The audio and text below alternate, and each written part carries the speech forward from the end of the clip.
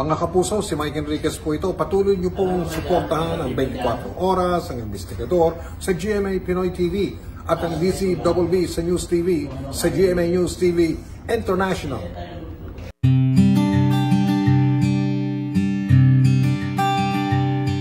Isang malungkot na balita, sumakabilang buhay na ang batikang broadcaster at journalist na si Mike Enriquez.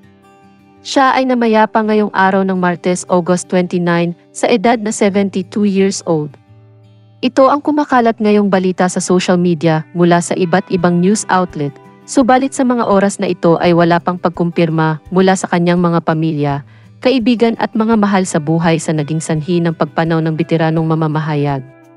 Matatandaan na December 2021 nang inanunsyo ng Kapuso Network ang medical leave ng award-winning broadcast journalist at 24 oras anchor Mike Enriquez.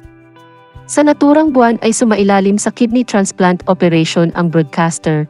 Simula noon ay pinayuhan muna siya ng kanyang mga doktor na magpahinga at isolations. Muli naman nakabalik si Mike sa telebisyon, subalit hindi rin ito nagtagal at muli siyang nagpahinga kaugnay na rin ng kanyang mga karamdaman. Ngayong araw din nagpost sa social media sila Arnold Clavio at ilan sa mga kaibigan ni Mike Enriquez ng isang kandila na nasa black background, isang senyales ng pagluluksa sa pagpanaw ng mahalagang tao sa kanilang buhay.